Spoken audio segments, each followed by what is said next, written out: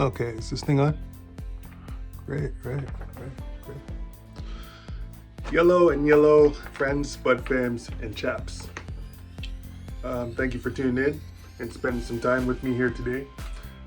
I hope everything's going good with you, and I hope you find this information useful. So, today I found an article talking about the stock market, just like a brief update on what's going on with the stock market. So I'll just go through this. It's titled, the topic is Stock Market Today, Wall Street Drifts Around the Edge of Its Record. So that's from yahoo.com and the Canadian Press. It's a news website. So that's the source, Canadian Press, yahoo.com. Pretty good article. Just had to edit some stuff in there. But yeah, I'll read it. It has today's date. So it says, this is from New York. U.S. stocks are drifting around the edge of their record heights on Monday.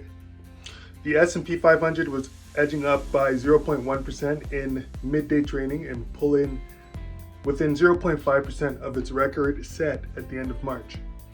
The Dow Jones Industrial Average was up 41 points, or 0.1% as of 11 a.m. Eastern Time, and the NASDAQ composite was 0.3% higher. So that's interesting. So it says stocks have rallied this month following a rough April on revived hopes that inflation may ease enough to convince the central bank to cut its main or reduce its main interest rate later this year. A key test for those hopes will arrive on Wednesday, when the United States government offers the latest monthly update on inflation that households are feeling throughout the country or beyond the country. So it's an important topic. So inflation is always like an important topic for economists. So I find it interesting to pay attention to that. So it goes on to say other reports this week include updates on inflation that wholesalers are seeing and sales at United States retailers. They could show whether fears are warranted about a worst case scenario for the country, where stubbornly high inflation forms a hard combination with a stagnating economy. Hopes have climbed that the economy can avoid what's called stagflation, in quotes, quote unquote,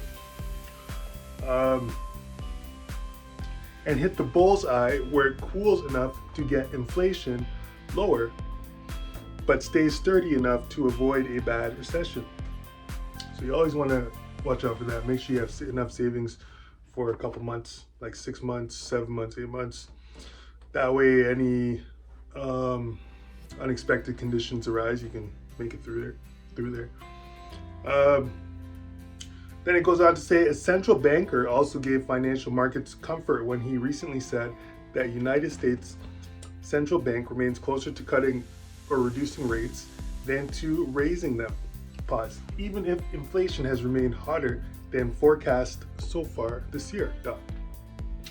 The federal bank has been holding its main interest rate at the highest level in more than 2 decades in hopes of slowing down the overall economy to lower inflation. Some critics are saying the bank may end up having to delay rate reductions for longer than traders expect because of continued pressure on the rising cost of living. The goal for the rising cost of living, also called inflation, that the central bank seeks is a pipe dream. That's what it says in here in quotes, according to a managing director at a company. So they say all the downward pressure on inflation that an economy usually gets from a recession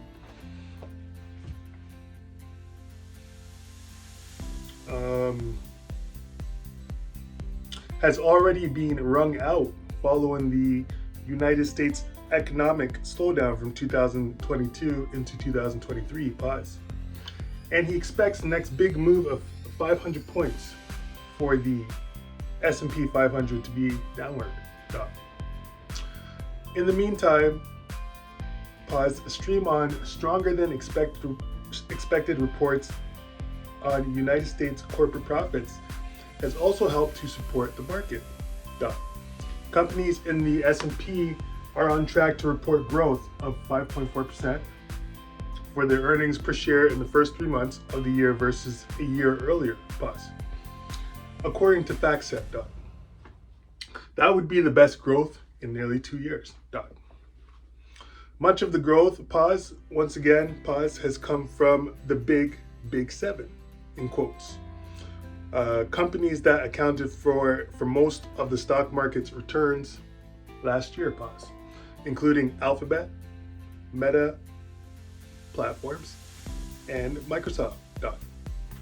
But more companies on the index than usual have been topping analysts' forecasts for profit during the first quarter. So it says earnings season has nearly finished, and reports are already in for more than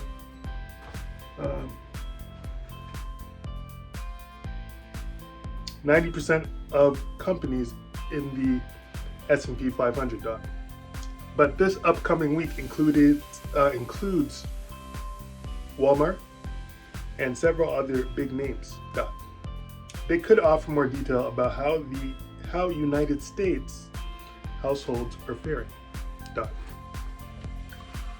So it says worries have been rising about things showing in spending by United States consumers.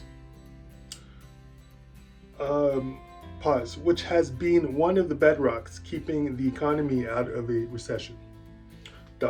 Lower income households appear to be under particularly heavy strain because of still M-high inflation or cost of living and high credit card rates. So it says on Wall Street, Insight, a company, climbed 8.3% after saying it would buy back up to $2 billion of its stock. The biopharmaceutical company is the latest to say it will return cash to shareholders through such purchases, which can fit the amount of earnings that each remaining share is entitled to.